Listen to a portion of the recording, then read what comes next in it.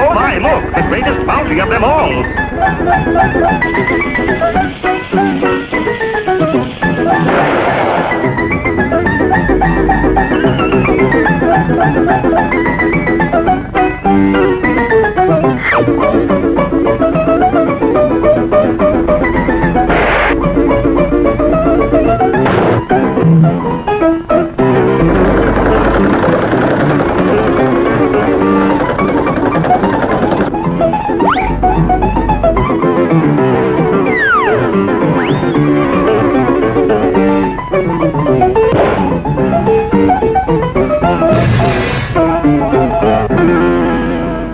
Tranquility had settled over northwest Canada. Birds were singing, butterflies were flying, and fish were swimming, including the poorest fish of all, Dudley Do-Right.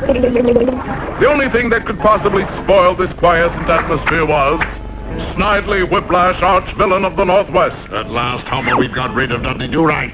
Whiplash, what you got there is Dudley's uniform. He's not inside it. Don't you think I know that, Homer? I see, as usual, you fail to see the implications involved. The uniform's got implications, Snidely? Don't you see, without his uniform, Dudley Do-Right will be unable to function? What about the implications? Because Dudley Do-Right will be out of uniform, Homer. Out of uniform! You know there is no crime greater in the RCMP than being out of uniform. True. Well, oh, there's nothing more glorious on a fine spring Canadian day than a swim. That's odd. My uniform seems to be missing. Well, it can't be missing. That would mean I would be out of uniform. Oh, the irony of it all. A Royal Canadian Mountie one day, a creature of the woods the next. I wondered if it happened to Thoreau in just this way. Meanwhile, Nell Fenwick was strolling through the forest when... Oh, hello, Dudley. You bashful boy. Turn around and tell me you're glad to see your little Nell. Oh, I am sorry, Dudley. Here, let me put it back for you. Say, you are not Dudley Do-Right of the Mounties. You are a scarecrow. Poor Dudley Do-Right. I guess he did right just once too often. So poor Dudley Do-Right, out of uniform, was forced to spend his days in the woods. As months passed, his beard grew and grew, fortunately. Now that Dudley is out of the way, we can progress with our plans to kidnap Nell Fenwick and hold her for ransom. I don't know if you're going to want me for your plans, Snidely. I haven't been feeling so well lately. What's the matter, Homer? I keep seeing things. Horrible, hairy faces. There he is again! Just hallucinations, Homer. Nothing to get worried about. Dudley Do-Right, having heard Snidely's evil plan, rushed to warn Inspector Fenwick, knowing full well what he would have to suffer for being out of uniform. Inspector! Inspector! It's the Wolfman! Get him, boy! That was the most disgusting thing I've ever seen. And so Nell became fair game for Snidely's evil plot. But little did he know that as he made off with Nell, two eyes watched him. Oh, What's the matter now, Homer? it's that hairy face again. I told you it's nothing but an hallucination, a hairy hallucination. Now we'll deliver the ransom note to Inspector Fenwick. Well, what's this? $86 in ransom for the return of Nell Fenwick, signed Snidely Whiplash. Oh, that cunning fiend Whiplash. But at least she's safe from that disgusting Wolfman. Ooh. Well, at that very instant, the Wolfman, Dudley Do-Right, was helping Nell to escape from the evil grip of Snidely Whiplash. Take those hairy hands off me. But Nell, I am helping you to escape. Oh! Nell, how can I convince you? Wait, you remember the glorious tenor voice Do-Right has? Well, listen. Mammy's little baby love shortening, Mammy's little baby love shortening, breath. Oh, you are Dudley Do-Right. But why don't you come back to camp? I'm out of uniform. I can see that. You know the rules. No Mountie can be out of uniform and still be a Mountie. Come, Dudley. I'll take you back to camp and explain to Father how you rescued me. Surely that will have some influence on your case. I'm not so sure you know the rules. Nell, darling, Nell, you're back. Ugh. Get him, boys. It's the Wolfman. Put him in the stockade. But, Father, that's Dudley Do-Right. Nonsense. Dudley was a clean-shaven chap. But, Father... Dudley, I was not able to convince Father, but I did manage to bring you these. My uniform and a razor. Dudley, it's really you. Father, come here. By Jove, you're Dudley Do-Right itself. Well, then let me out, sir. Can't do that, Dudley. Remember, you were out of uniform. There's only one way you may redeem yourself. Bring in Snidely Whiplash. Yes, sir. So Dudley went out in search of Snidely Whiplash, and in just a short time... Inspector! Well, Dudley, did you capture Snidely Whiplash? Better than that, Inspector. Look, I captured his clothes. Curses. Foiling. Onward, faithful steed. We must reach Mount Up before sundown. He sees the boulder, do not fear. Right by a bomb he passes near. And even bullets he can bear. No guns or trees. Not even Snidely can stop Dudley from watching this cartoon.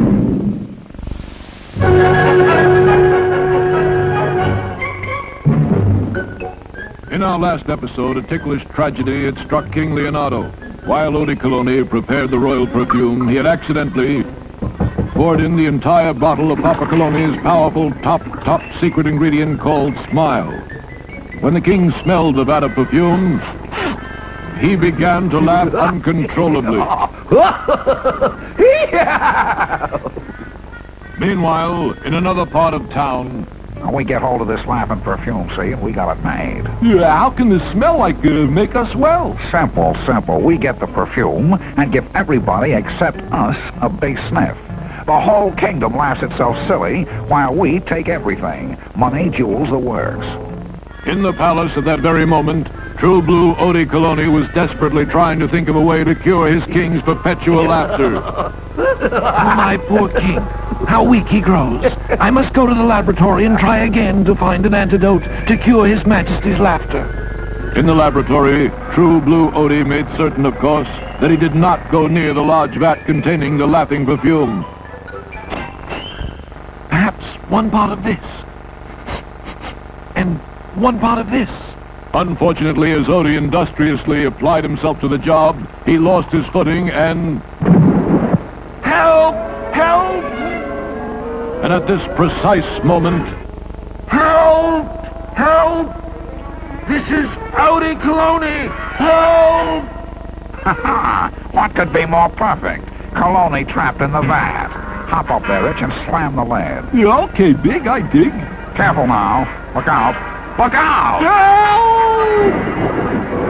Quickly, Biggie Rat found a rope and tossed one end to Itchy Brother. In a moment, Itchy was out and Biggie had slammed the lid on poor Odie. Help! Help! Now, we get the laughing perfume and we got it made. Oh, this must be it. Grab hold and don't spill a drop, say. Back at their hideout, Biggie and Itchy bottled the laughing perfume, being careful they did not smell it themselves. Then they loaded the perfume onto a cart and began to pass it out as free samples. Yeah, free perfume samples. What you like, laugh it up a little, snip and smile. Only a few hours later, the entire kingdom was in gales of laughter. And while the people laughed, Biggie and Itchy looted. From homes, banks, stores, even from the palace. This was no laughing matter. But meanwhile, Odie Cologne had finally managed to free himself. Diving to the bottom of the huge vat, Odie had found the plug, and he and the contents of the vat had literally gone down the drain. So trying had this experience been that it actually brought Odie close to tears. And tears reminded him of onions. And in onions he saw the perfect antidote for his king's laughter. Since onions make one cry, they are bound to make one stop laughing. Quickly, Odie rushed back into the laboratory to prepare an onion perfume. Then he went first to King Leonardo. So, I've stopped. I've stopped laughing. I'll never smile again until I... Oh, come, sire. The whole kingdom is aching with laughter, and Biggie and Itchy are looting everything. We must save Bongo Congo. Immediately, the king and Odie passed out samples of the onion perfume, which quickly stopped the laughter.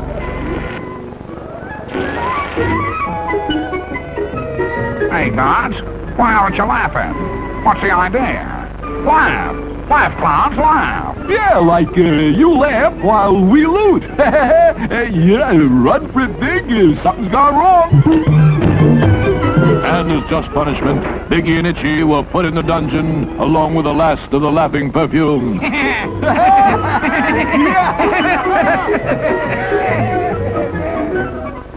Once more, True Blue Odie Colony had saved the day for Bongo Congo. But will Biggie and Itchy have the last laugh? Don't miss the next exciting episode of The King and Odie.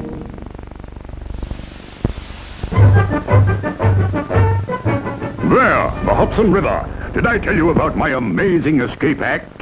Speaking of escape, Commander, I really... As mystifying McBragg the magician, I was locked in the world's most secure object, a United States mailbox. The box was tossed into the Hudson River. I had only a few moments to make my escape, holding my breath, don't you know? But nothing could hold me. Quickly, I was out and greeted by wild applause and cheers. Everywhere, I was asked to repeat this marvelous trick. Perfect every time, until that fateful day. As the mailbox struck the bottom of the river, a giant octopus locked his 8 arms around it. I spied the beast through the mailbox slot. I poked at him, and he released the dark ink an octopus uses as a smokescreen. My breath was giving out. Terrifying. What did you do? Realizing I was in a U.S. mailbox, I used the octopus ink to write a quick note of help. A postman spied the note and promptly dealt with the octopus.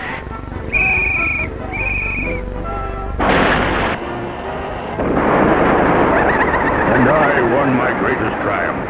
I'd say that story ended with a really happy note. Quite.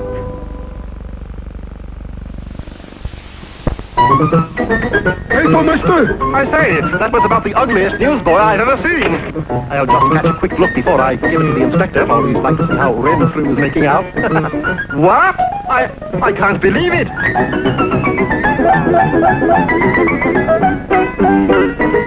Oh, another woman. He didn't swear off. A man! Confound that whiplash! Now! Inspector Fenwick! Snidely whiplash! Wait, coming over the hill is one of Dudley's friends.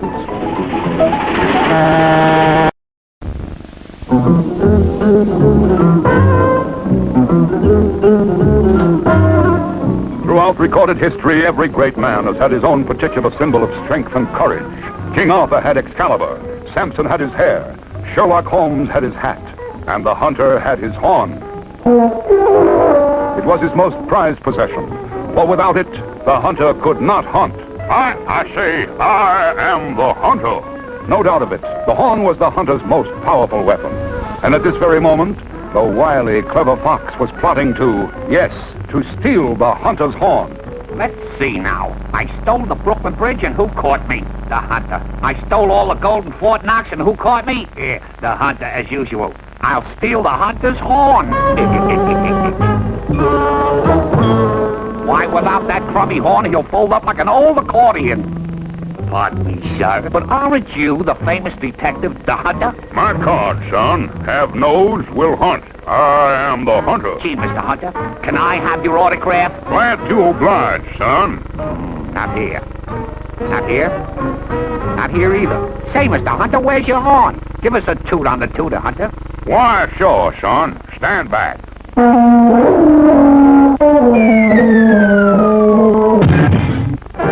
I've got it. I've got it. What's the matter with you? You sick or something? Sick? Why, son, I am the hunter. Yeah, well, if you're the hunter, where's your horn, huh? Right here. Say, I've been robbed of my horn. No, robbed of my horn. Robbed, that is. Another nut. The wily fox had been right. Without his horn, the hunter folded up like an old accordion. And the fox, realizing that the hunter was powerless without his horn, embarked upon a wave of crime. He stole everything that wasn't nailed down, and a few things that were. And in between his amazing crimes, the fox would use every opportunity to throw the hunter off the trail of his famous horn. This way to the greatest horn in the world. This way, friend. A clue. By granny's a clue. The greatest horn in the world is naturally mine. So I'll just follow this quaint native. The condition of this road is a disgrace. Here, pal, let me give you a lift. Here we go. Yeah!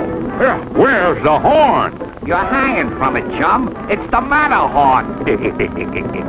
So long. Avast there, matey. Are you looking for something? Don't bother me, son. I'm looking for my horn. Horn, you say? Well, shiver me timbers, matey. You've come to the right bloke. Short John Sliver is my name, and I can take you to the most famous horn in the world. Well, now you're talking my language, son, 'cause the most famous horn in the world is mine. Let's go. Sailing, sailing, there she be, Hunter, the most famous horn in the world. Now, I can't see any horn. Walk out on this plank, matey, and take a closer look. See? It's right there. Swim straight ahead, Hunter, and you'll bump right into the most famous horn in the world. Cape Horn. Now, yo-ho-ho-ho, yo-ho.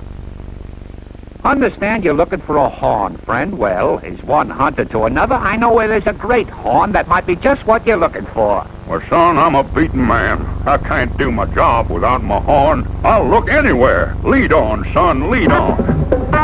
Yeah. It's just about there, Hunter. Here we are, and here comes the horn. Come on, pal. Look out! Let go of me!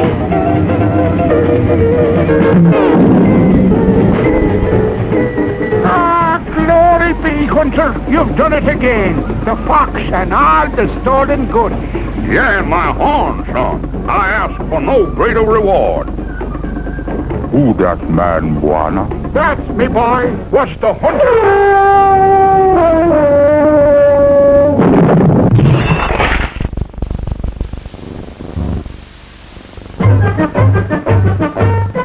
Well, merry England. Did I tell you about my encounter with the Black Knight? Really, Commander, it's much too... The king ordered me to bring in the villain, and of course that meant a deadly duel. On guard! Hastily, I drew my sword and closed my visor. Unfortunately, I had to reopen the visor. Forgot to remove my pipe, don't you know? The Black Knight was a tremendous swordsman. Soon, he had me up a tree.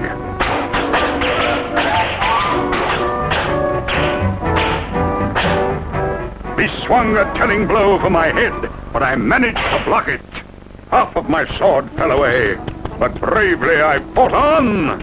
Fighting with only the hilt of my sword, I was soon backed up to a precipice, a sheer drop of 1,000 feet.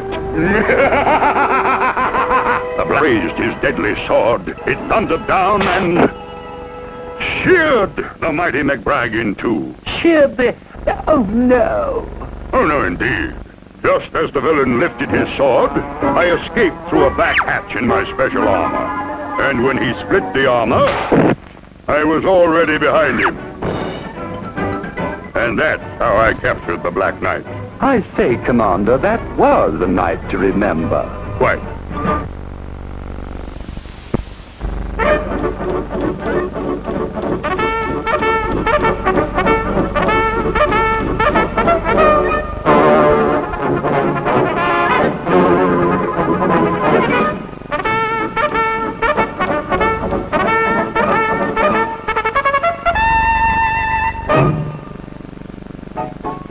Dog team, what most Canadians use in the winter, and what some people call the Philadelphia Phillies. Here in the gold rush town of Skagway, dogs were used for other things besides teams. Take the annual sled pulling contest. All right, boys. The man who can get his pup to pull this heavy sled across the street wins $10,000. By nightfall, not one canine had been able to budge the sled.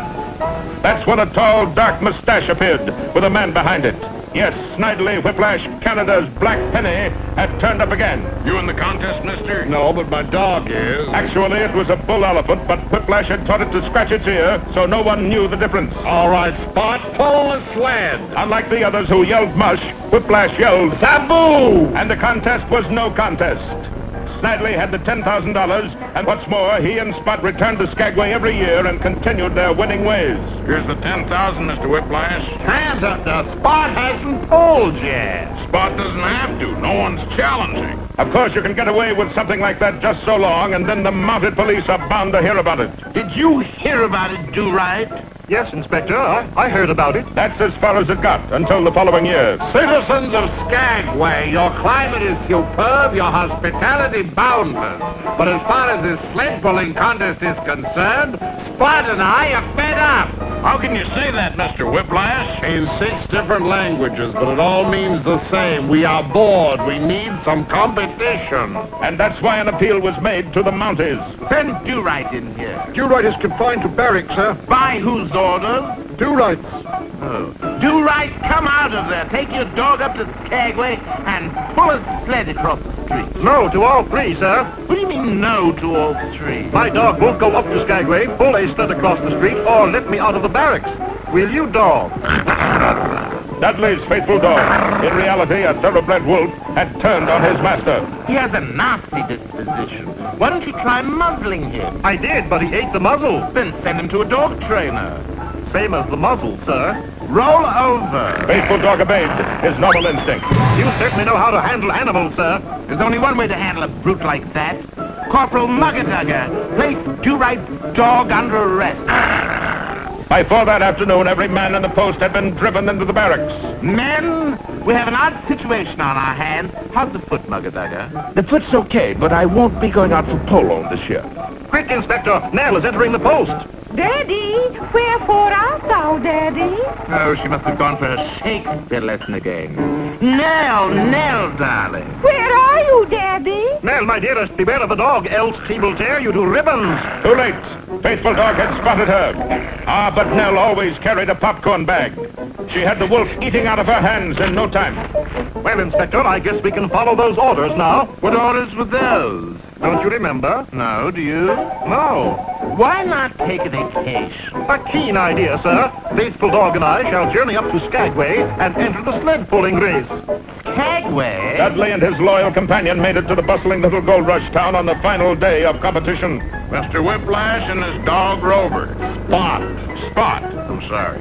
Anyway, they are the only ones to get the sled across the street. Now, before I hand over the 10,000, is there anyone else who'll try? I, Constable Do-Right of the Mounties, will essay. Curses, that numbskull might luck out. As a precautionary measure, Whiplash drove stakes into the earth and then roped the sled firmly to them. I don't care how strong his dog is, he'll never be able to move that sled. What Whiplash didn't know was that this was the earthquake season. Sure enough, a tremor began in the glacier regions and manifested itself directly on the street of Skagway. The entire gathering was catapulted to the opposite side of the road.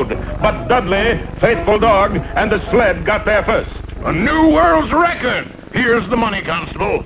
And so you see, Inspector, my vacation was not in vain. No, it was in Skagway, wasn't it? With the prize money, I bought some gifts from Snidely Whiplash. A king-size pipe for you, sir. Wonderful. And a king-size monocle for you, Nell, for your bad eyes. Oh, Peachy. What about yourself, Dudley? For me, I bought a king-size dog.